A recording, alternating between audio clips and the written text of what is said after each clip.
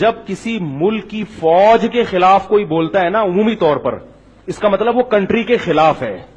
یہ ہو نہیں سکتا کہ آپ کسی ملک کے فوج کے حامی ہو اور اس ملک فوج کے مخالف ہو اور ملک کے حامی ہو. یہ ہو نہیں سکتا، کیونکہ کسی بھی ملک کی جو فورسز ہیں وہ اس ملک میں ریڑھ کی ہڈی کی حیثیت رکھتی ہیں، خاص طور پر پاکستان میں.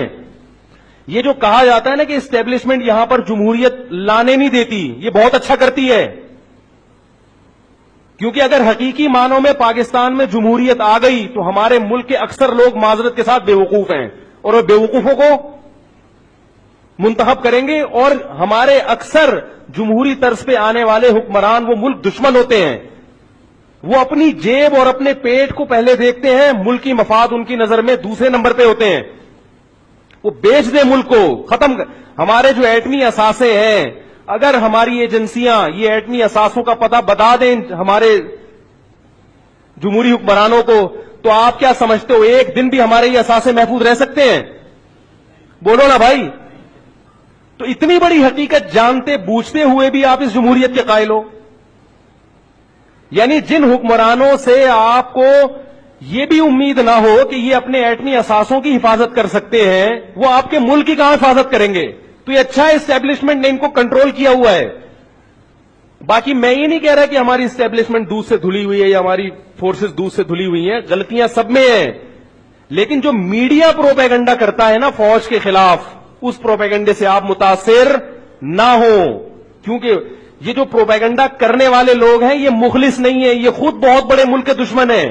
اگر فوج کی برائیوں کو ہائی لائٹ کیا جائے، یقیناً برائیاں ہیں، لیکن میڈیا جو اس کو ہائی لائٹ کر رہا ہے عوام کو فوج کا دشمن بنانے کے لیے، اور عوام میں اور فورسز میں اگر فاصلے بڑھ گئے تو ملک کیا ہو جائے گا؟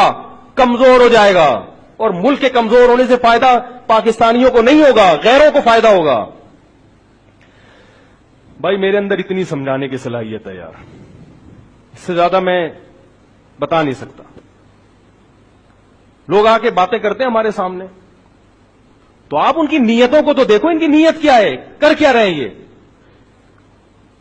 اسی طرح یاد رکھو جو بھی آج کل جمہوریت کے خلاف تقریریں کر رہا ہے نا، میں بھی اس جمہوریت کو نہیں مانتا، یہ اسلام نہیں ہے جو آج کل جمہوریت پھیل رہی ہے، لیکن جو جمہوریت کے خلاف تقریر کر رہا ہوگا میرے کان کھڑے ہو جاتے ہیں کہ یہ ملک دشمن ہے.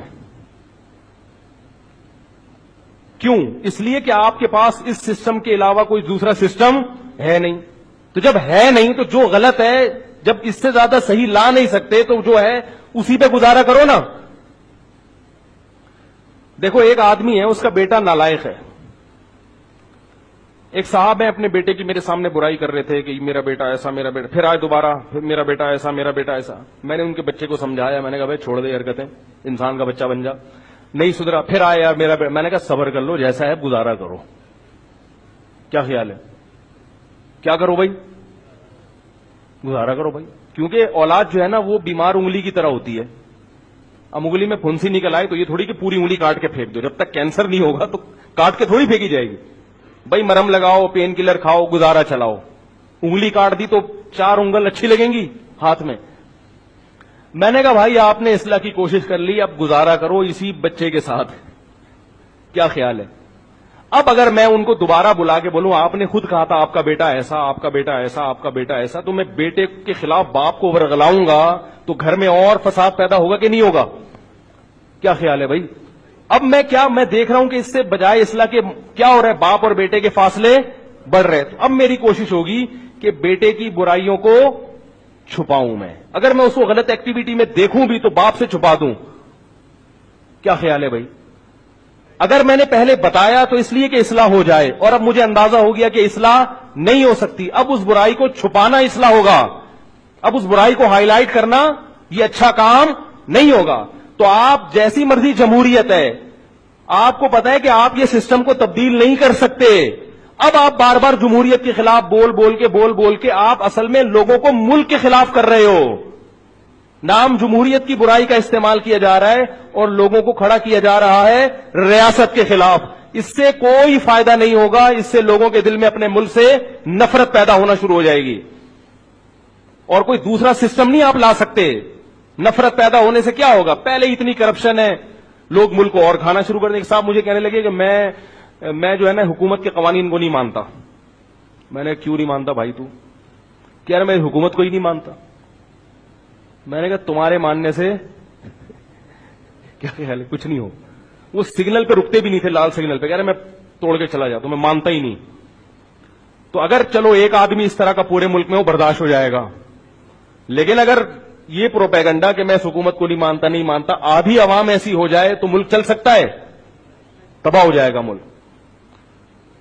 तो कोशिश करनी चाहिए मुआशरे की इस्लाह की, तखरीबकारी की कोशिश बोलो भाई नहीं करनी चाहिए। मुल्क में बहुत कुछ गलत हो रहा है, लेकिन हम उस गलत को ठीक नहीं कर सकते। अब उस गलत को हाईलाइट करना और अपनी अच्छाइयों को छुपा देना जो कि मीडिया कर रहा है, ये इसकी अलामत है कि हमारा मीडिया मुल्क से मोहब्बत, हाँ कुछ लोग हैं मीडिया में, कुछ लोग हैं, सारे नहीं गलत होते, हमेशा कुछ अच्छे भी होते हैं, मुल्क से मोहब्बत नहीं करता।